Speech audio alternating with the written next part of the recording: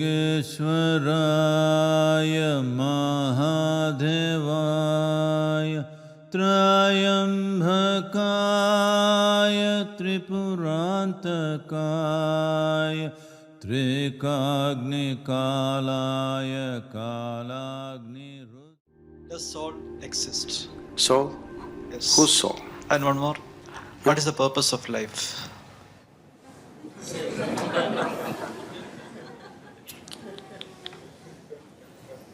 You're just asking very big questions without understanding the significance of the question. See, when you ask, does soul exist, you're not talking about an academic subject. You're asking, what is the nature of who I am? Or you're saying, I don't know a damn thing about myself, please tell me. Yes? Isn't it? You're asking this very easily because you have not been touched by the pain of ignorance, the pain of not knowing who you are. It has not torn you apart.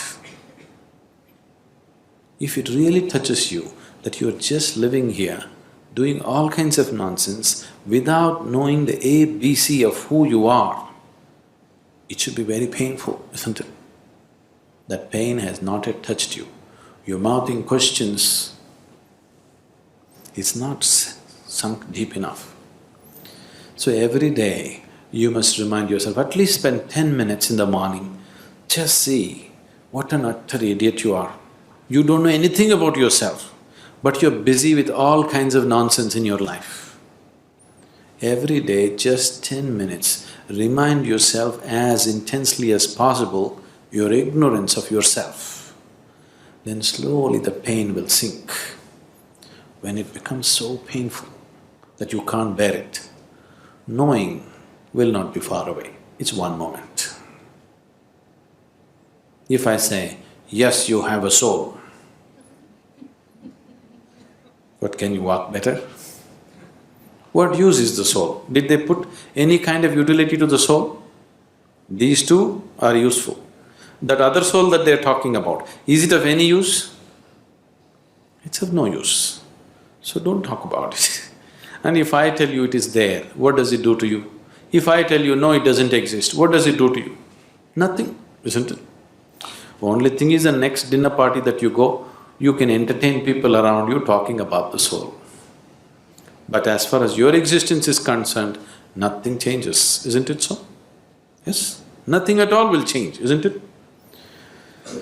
So if you're asking the question, fundamentally you're asking a question, what am I? Who am I? When you are here, are you alive? You're alive. When you're here alive, what is the way to know who you are? Is it not really ridiculous and insane that you must ask me, please tell me who am I?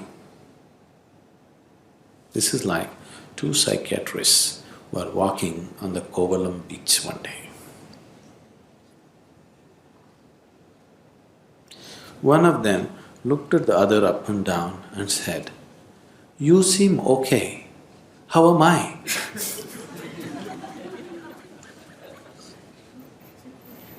This is just like that, isn't it? You're sitting here, you're alive, you're existing, and you're asking me, who am I, what am I? Is it not ridiculous? Very ridiculous, isn't it? Only thing is, the majority is with you. That's the only comfort which is not allowed you to know the pain of ignorance. You have a huge majority of people around you who are all saying, yes, this is the way to be. Yes? That is the only thing which has given you some comfort. Suppose you are the only man on the planet who does not know who you are, everybody else knows. You know how it would be for you? Yes? You don't know who you are, you're busy in the world. Does it make any sense or does it sound like madness? Insanity, isn't it? But the comfort is, you're in a huge asylum where everybody's like you. So your problem is, your existence itself right now is only in comparison with something else. You have no existence of yourself, please see. Right now, If you don't have something that everybody has nose. Suppose you did not have a nose. Actually, you can breathe better, you know. If you take off your nose, you will get 22% extra oxygen. You will be more healthy, everything will be better. But you know how you will suffer? Because everybody else has a nose. Yes or no? Or if you get something extra that other people don't have, you still suffer, isn't it? Suppose you grew one horn. You know how terrible it would be?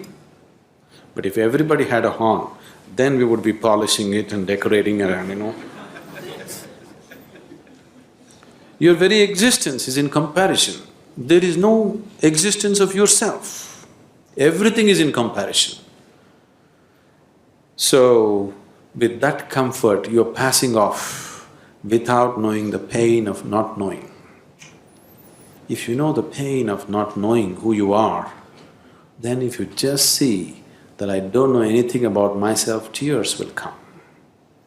If it starts tearing you apart, knowing is not far away. It's very simple. It's very, very simple because after all you want to know what is within you, isn't it? Can what is within you be denied to you by anybody or anything? Do you need a passport to go within? Do you need a visa? To turn inward and know what's within, do you need somebody's permission? Or can somebody stop you? Can any authority in the world stop you? No. So who is stopping you? Who could be stopping you? Only yourself. Nobody else but yourself. Nobody else is capable of stopping you, isn't it? So why are you stopping yourself? Simply because you made your whole existence outside of yourself. Your very existence is only in comparison with somebody.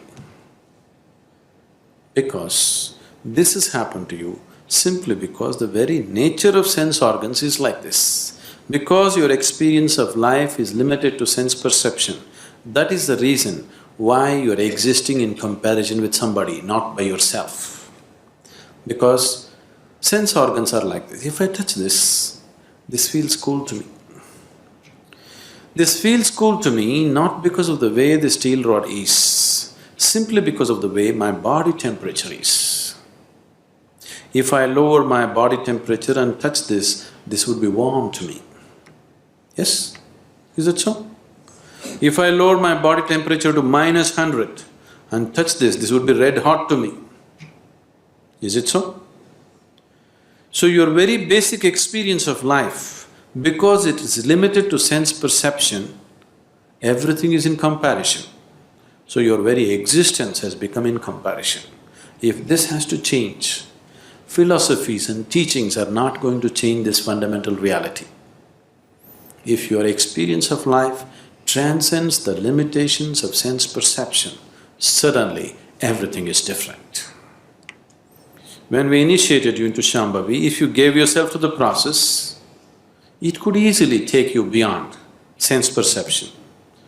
Many of you going into moments where you're no more within your sense perception, something else is beginning to happen. Anything new happens, your mind is such, it knows only fear. Even if you walk into heaven, you will know only fear because it's something that you do not know. You have conditioned yourself like this. But if you allow it to happen, you will see, you will start experiencing a dimension which is beyond sense perception. Only when your experience of life moves beyond sense perception, then your experience of life is absolute, not in comparison with something else. Then your experience of life has transcended the limitations of the physical. Then you have created an atmosphere to know who the hell you are. You better know who the hell you are. Otherwise, anything that you do is of no consequence.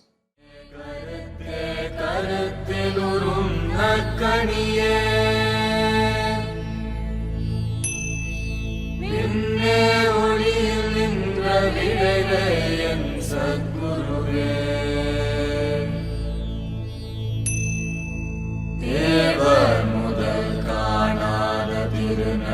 தந்தாண்டு கொண்டு ஏவா